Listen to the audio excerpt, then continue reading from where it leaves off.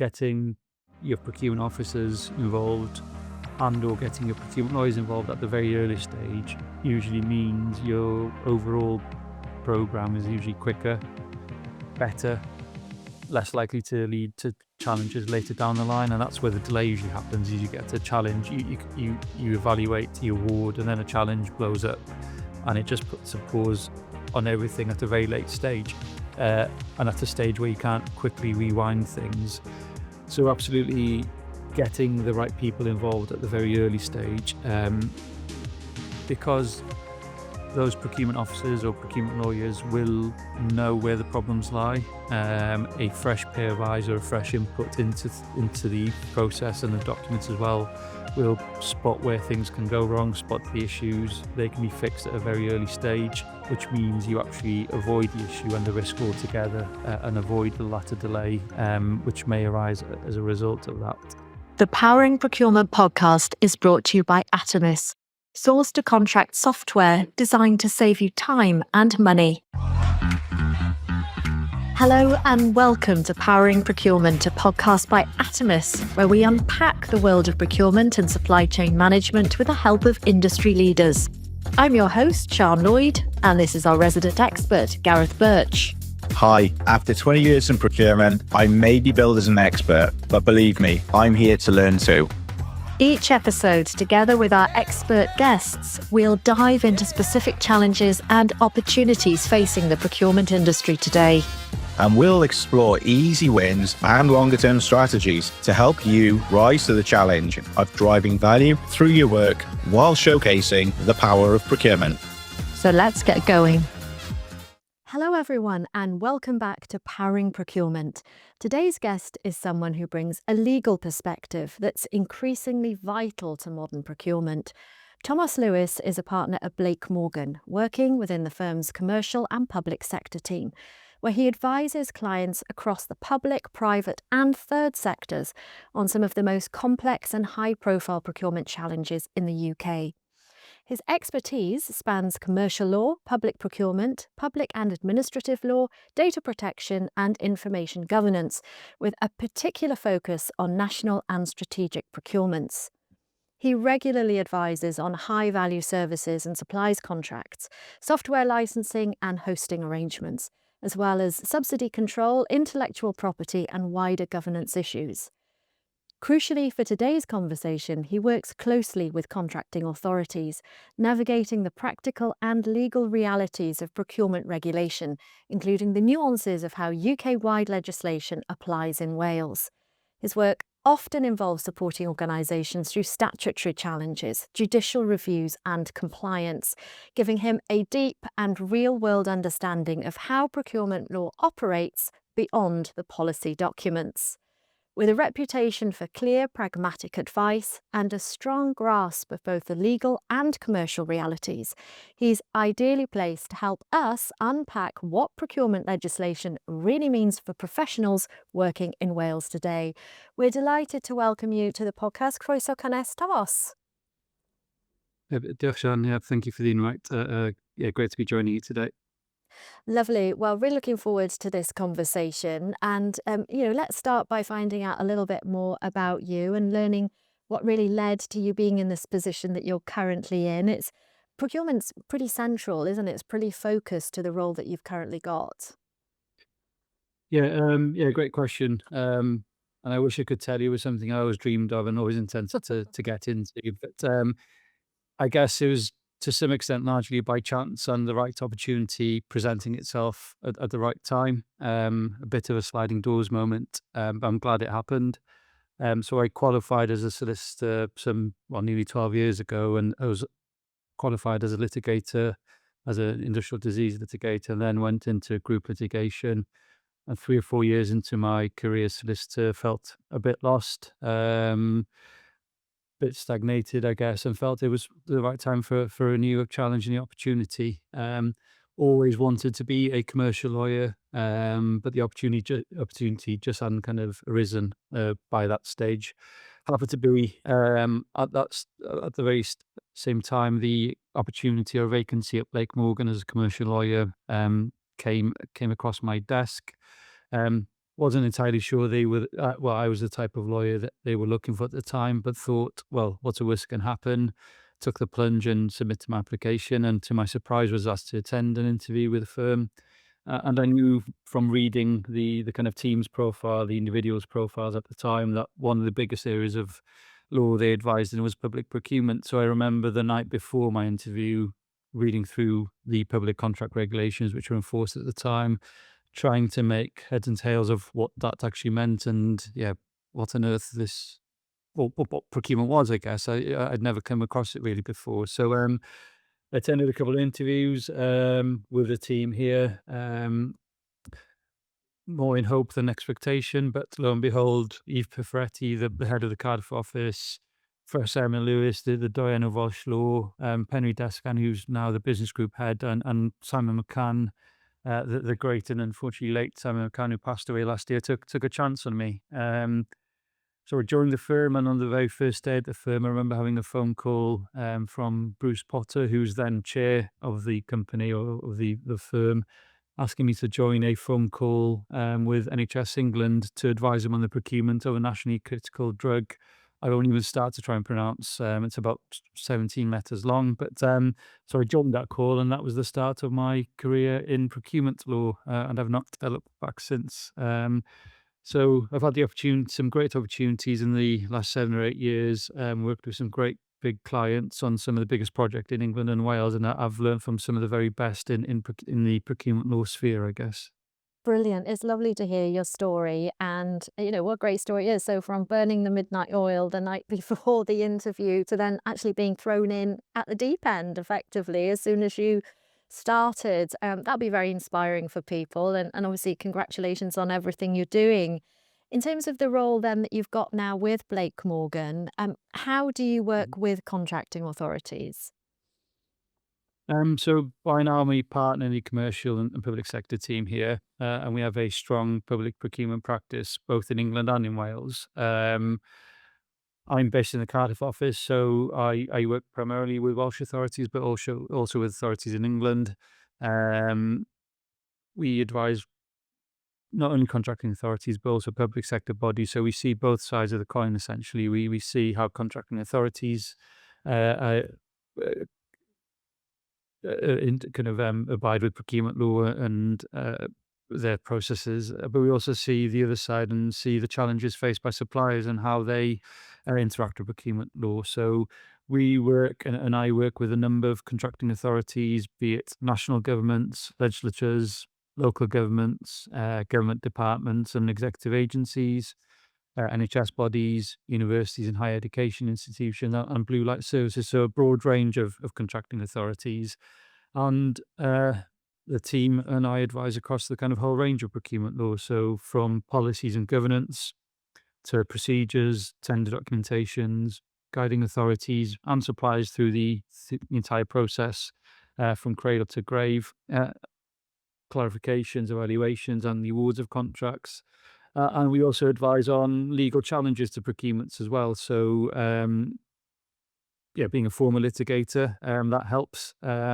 I also get to then scratch that itch of having to argue with someone occasionally, so I get that frustration out as well. So yeah, we support and advise clients across the broad range of procurement law. I also advise on the contracts themselves, so the drafting of the contracts as well as the management of the contracts through the life cycle of the contract itself. So yeah, I advise on kind of the broad range of procurement law from cradle to grave, and I've had some really great opportunities as part of that. I mentioned NHS England earlier on, and one of the kind of things I'm most proud of from my procurement law practice is having advised NHS England on the COVID-19 vaccination programme.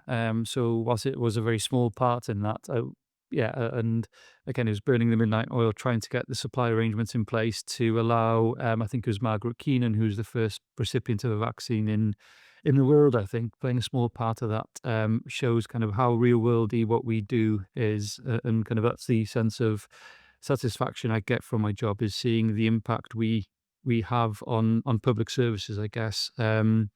Being based in the Cardiff office, I look down over Cardiff Bay and I can see a number of the projects we've been involved with, and kind of that's what gives me satisfaction at the end of the day is seeing those projects through the procurement process and see them come to fruition and come to life.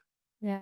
Gosh, yes. I was just thinking back then to when you mentioned that in Nottingham, I think it was, wasn't it, where the first COVID vaccine So, was given, absolutely. And Mhm. yeah, that really was a moment that I'm sure most of us won't forget. In Mhm. terms of changes within legislation in procurement, we've covered the Procurement Act 2023 in some detail over the podcast series, obviously, really important to the sector. So, in terms of the impact of that on your job, has that changed your job, obviously, due to the new legislation, I suppose, in terms of the impact that it's had on clients? Yeah, I guess the saying I'd go to is with any change comes opportunity. And I guess cynics will say with any opportunity comes opportunity for lawyers. So yeah, absolutely has kind of evolved my job. Absolutely.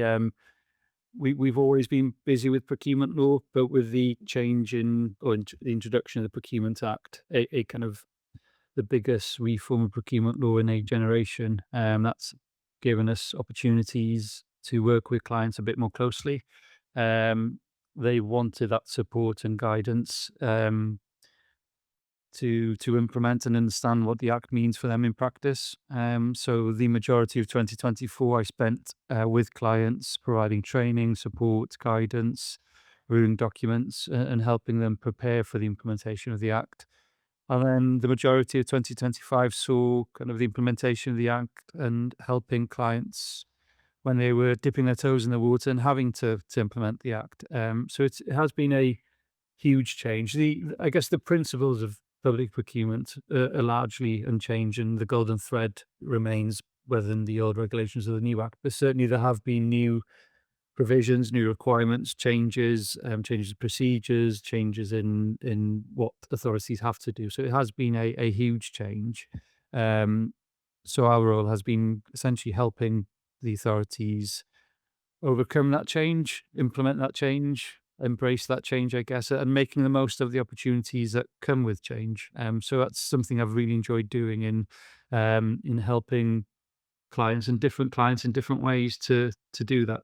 Yeah. And you said earlier that sometimes, it's nice to scratch that itch around litigation. So I wonder if there's any insights that perhaps you can give us in terms to perhaps any challenges yet that you have been involved with yet in terms of advising clients, obviously not to name anyone specifically.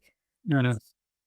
So yeah, we've not had any procurement act specific judgments as of yet, but there's certainly um, court proceedings up and running, some of which we are involved with, and more generally the challenges of the act itself, not necessarily proceedings, but issues and um, concerns that authorities have had, and there are many of them, and there are some great things about the act, but there's still some grey areas, some things which cause rise to concerns for authorities. So some particular examples, I guess, to start off with the procedures and processes. We've gone from a very prescriptive regime where authorities were quite clear as to what they could and shouldn't be doing with the procedures to something which has given them much more flexibility to design their own processes. So they've gone from that kind of certainty to flexibility, and with flexibility comes uncertainty, I guess. From the statistics, we can see that authorities have been possibly quite slow and reluctant to make the most of that flexibility, so have not really engaged with competitive flexible procedures as of yet. I think there is an uptick more recently. So that's kind of one of the areas where authorities have probably been reluctant to engage with the Act at the moment. But that said, as I said, authorities are now absolutely starting to engage with that. And that's one of the things I have enjoyed so far with the Act is being able to work with clients and advise clients on how they do design their procedures to best achieve their outcomes and embracing that flexibility they now do have. With some clients, I've had to kind of rein them in a bit. They've wanted to do everything with their procedures. They wanted to have a down selection, a initial stage, a negotiation, dialogue, presentation, all within the same procurement. And I've had to, well, that's all great, but what are you trying to achieve? So that's great to see the ambition and the want to embrace that flexibility. But I guess it's striking the balance of making sure they're doing the right thing to achieve their desired outcomes. Another area I guess I've seen more recently is, and again, it flows from the want to exercise that greater flexibility, is the use of presentations and interviews and demonstrations, or just a general chat as part of the procurement process. And again, it's allowable, but it's doing it in the right way and avoiding the risks of that. So yeah, I've seen some authorities trying to grapple as to whether they do that, and if they do that, how they do that. Um, Another challenge I've seen is documentation, what needs to be issued and when. Um, so advising clients on at which stage of the process they absolutely do need to publish documents, or whether they can keep things back to a later stage. So that's something that they're grappling with. And I guess one of the biggest areas that authorities are grappling with are notices. So the increased transparency requirements of the Act and the various notices that need to be published throughout the life cycle of not only the procurement, but also the contract management. Um, there's still kind of a nervousness or a lack of confidence as to which notices need to be published when, or even whether publishers' notices actually need to be published at all. The vast number of notices is absolutely problematic. And when you couple that up with kind of lack of capacity, I guess, in public sector bodies especially, that is causing a headache with authorities. And we're only getting to a stage now where some of the latter notices are actually being triggered as well. So that's a problem in itself. And I guess, as I touched on just now, capacity to do this properly is always an issue, has been an issue, and still remains to be an issue. It'd be, I guess, in an ideal world, there would be reams and reams of people who could do this and deliver the benefits of the Act to its full extent. But the reality is the number of people and the skill sets of people in the majority of contracting authorities is simply not there to deliver the Act to its full potential. So those are some of the challenges I've seen. Some are bedding down, some are kind of still a bit grayer. But yeah, but that's what we're here to do. We're there to help support the challenges and help authorities get through them.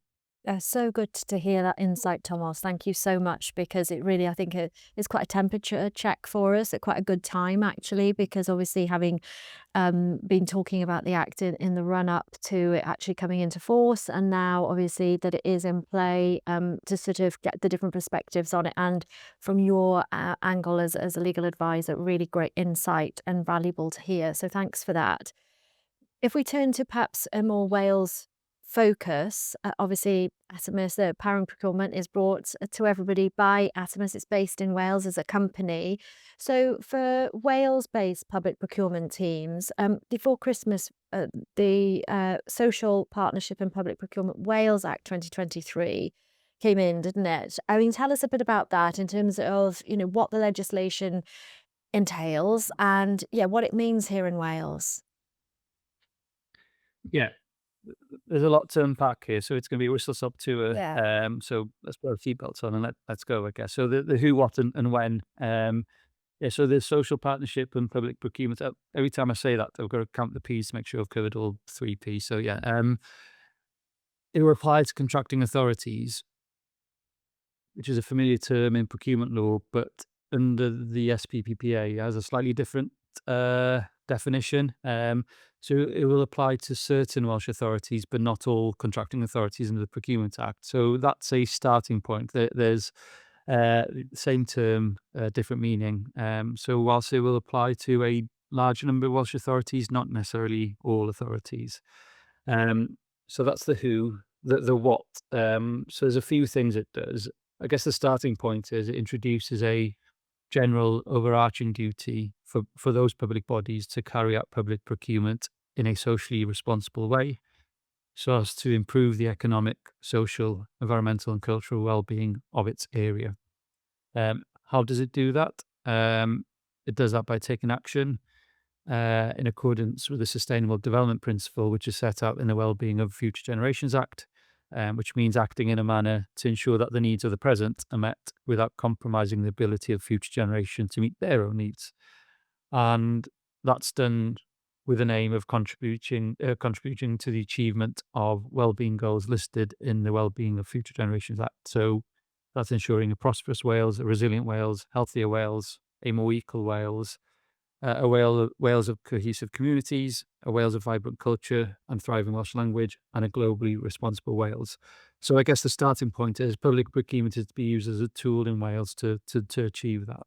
So a large number of the authorities to whom this will apply are already subject to the Wellbeing of Future Generations Act. But a number of authorities, this will be probably the first time they are under an active duty to consider these things.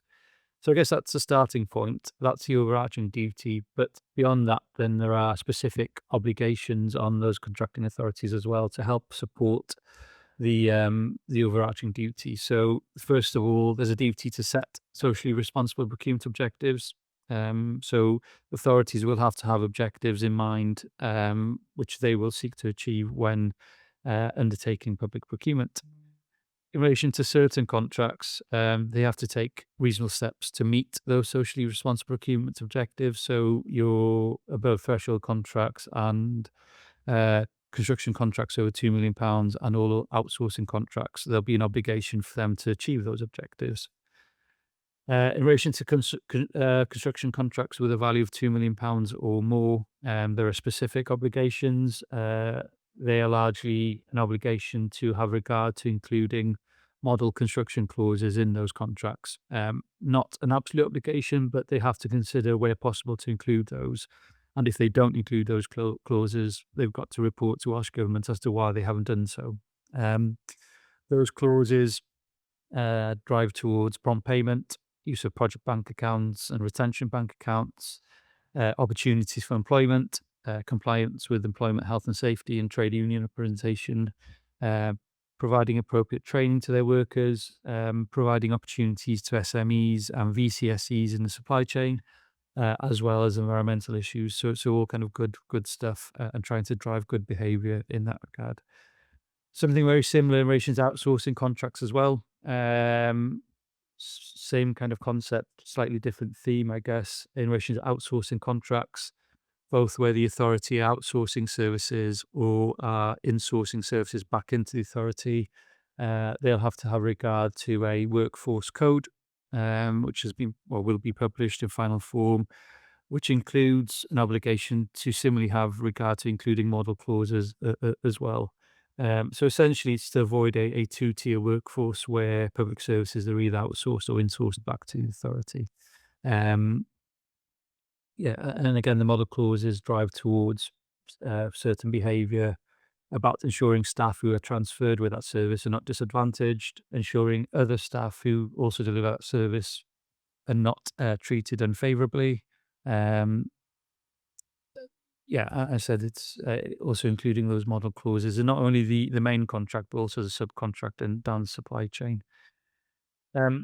In addition to that, authorities will also have to prepare and publish their procurement strategies. So they'll have to tell the world essentially how they intend on delivering socially responsible procurement. So there'll be some transparency and a way of measuring how they go about doing that.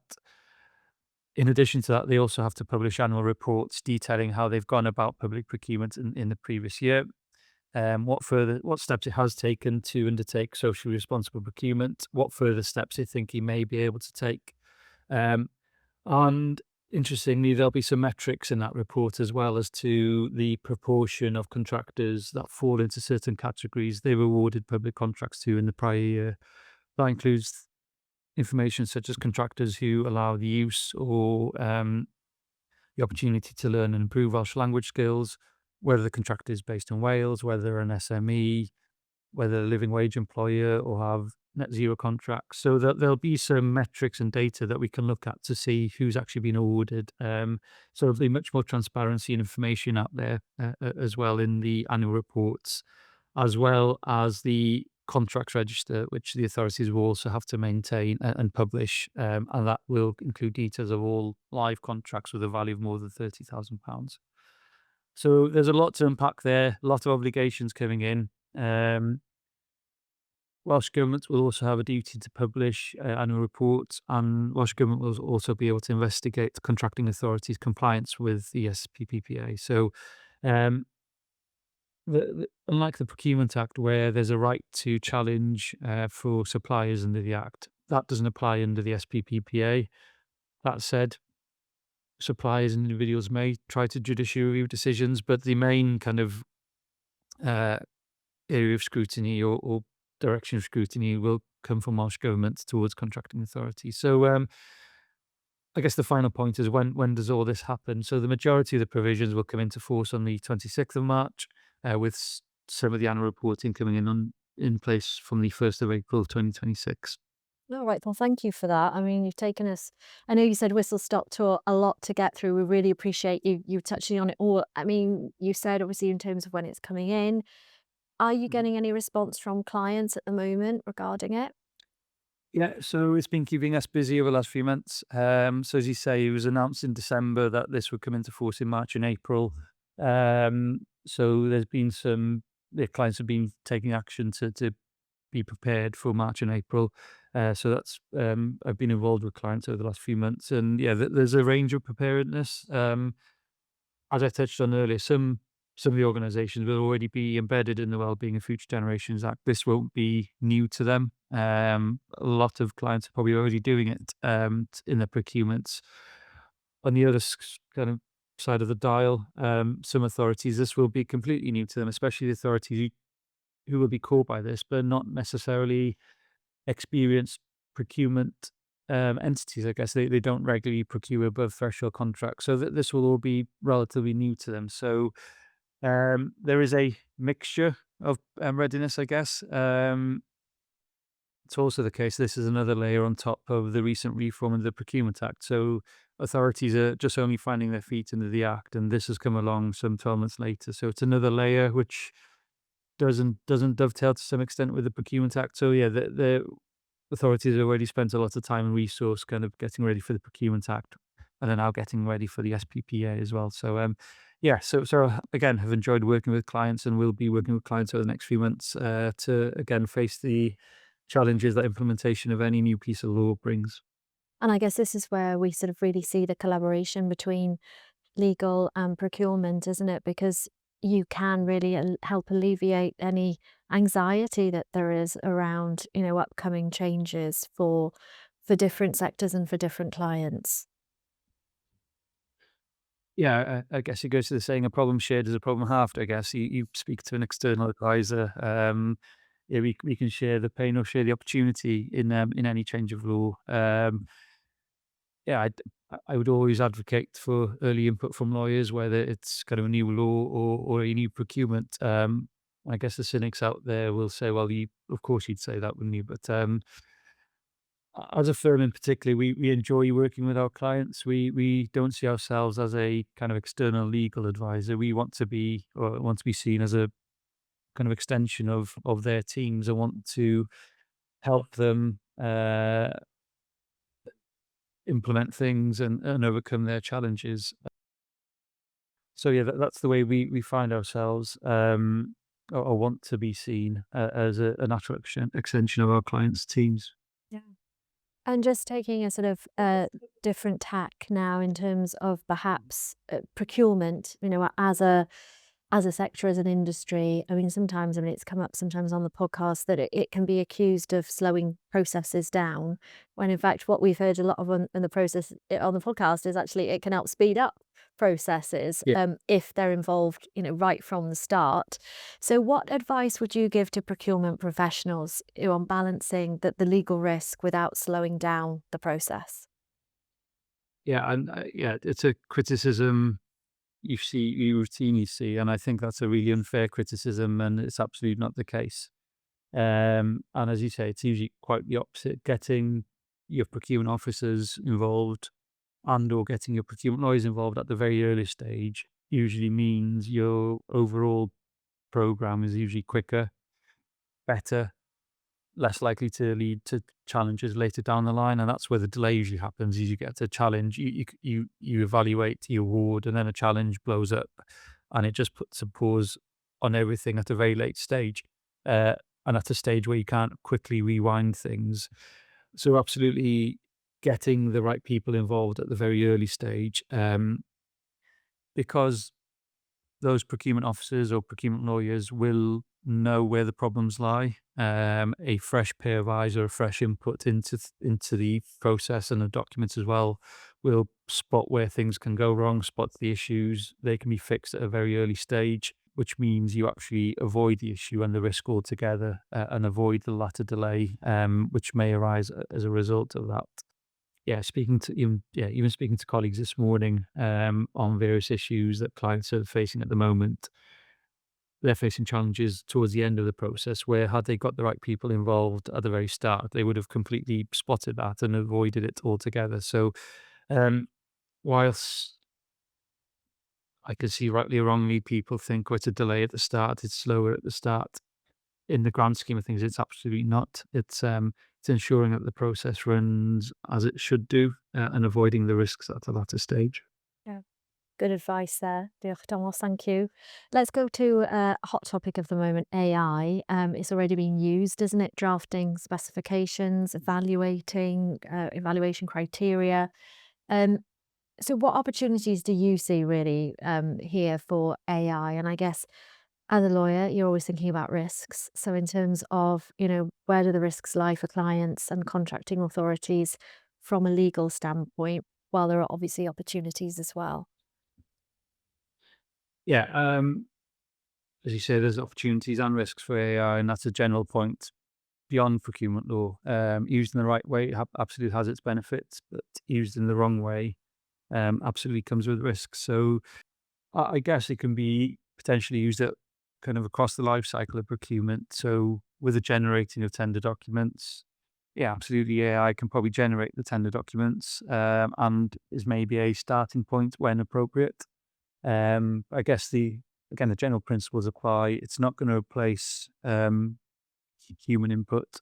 Um, it may get things quite wrong in the sense that it may be generic or biased and not get across what the authority wants the tender documents to get across. So that the tender specification, it may be generic, not specific to what the authority wants, and may result in the authority getting something quite drastically different, to what it actually thought it wanted to have, had someone drafted it itself, or at least started it, or had a review with the specification. The tender documentation with the award criteria, it's really only a human being who can really understand what the authority wants to prioritize as award criteria and methodology, and how it wants to score.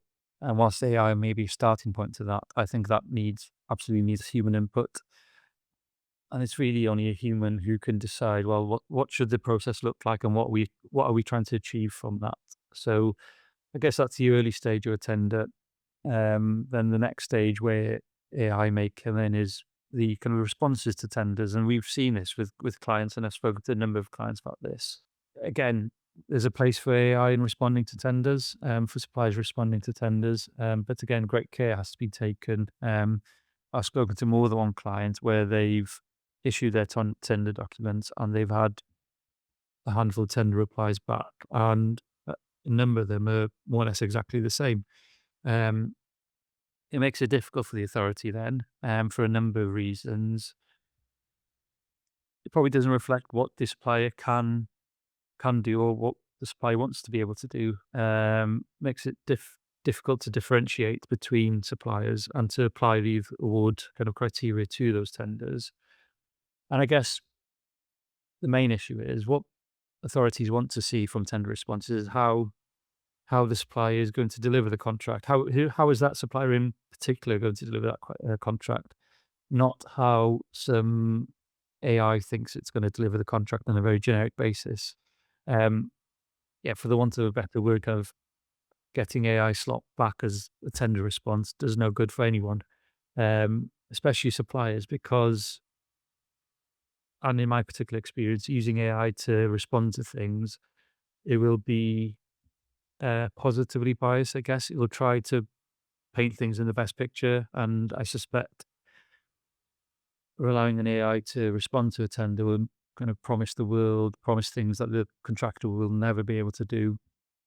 And if they are successful in that tender, they're bound to their tender response and have to deliver what they said they would, or what the AI said they would. So that has kind of a risk of causing risk at a later stage. Doing contract management, the AI said, well, we'll do it this way. And the contractor said, well, we were never going to be able to do that. Well, that's what you promised you would do. So there are risks there. Again, the AI has a place to play in that, but I guess as a starting point, and has to be kind of overseen by a human. The procurement notices say, okay, there shouldn't be a prohibition in using AI. And there shouldn't be a scoring or a disadvantage because they have used AI, but it has to be carefully managed, I guess. And then, I think the final stage where AI possibly has a part to play is the evaluation of tenders. So I have no doubts that AI could be used for authorities to input the tender documents and input the tender responses and ask the AI to evaluate that. However, I think it's this area where the most risk would arise, mainly because AI can't really explain how it got to certain decisions, I guess. There's a black box thinking behind the algorithm.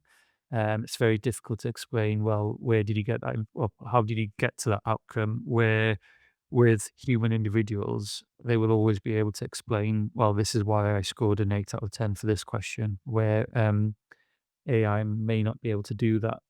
Or if it does, it may be, again, doing it on a bias basis. It's been trained on a certain set of data, which leads it to a certain outcome.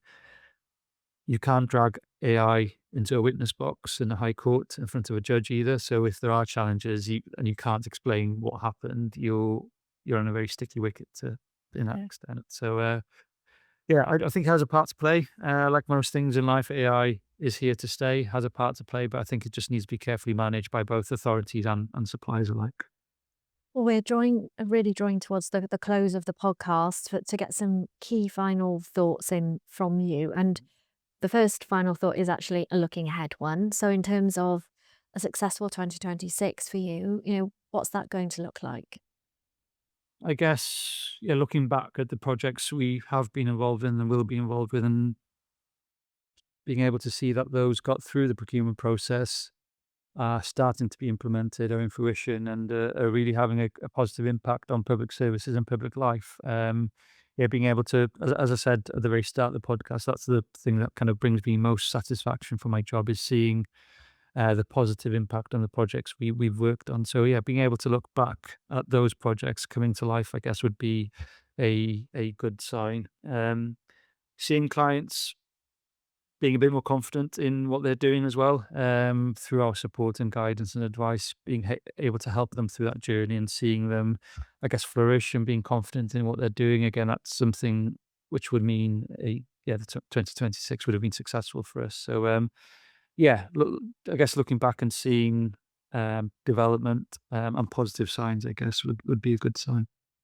Well, Thomas, thank you so much for being our guest on this episode of Powering Procurement. It's been wonderful to chat with you, some brilliant insights and advice, and obviously an awful lot going on and a lot lying ahead of you as well. So good luck with everything. If everybody's enjoyed this episode, I'm sure they will have, and learned an awful lot, then we've got plenty more episodes of Powering Procurement for you to tune into. Don't forget to follow us as well and share with your colleagues in the procurement sector. But thanks for listening, and we'll see you next time on Powering Procurement. That wraps up this episode of Powering Procurement. We hope you enjoyed that as much as we did. Visit our website at atomis.co.uk or follow us on LinkedIn to continue the conversation. Remember to subscribe on YouTube and follow us on Spotify, Apple Podcasts, or wherever you choose to listen. Thanks for joining us, and see you next time on Powering Procurement.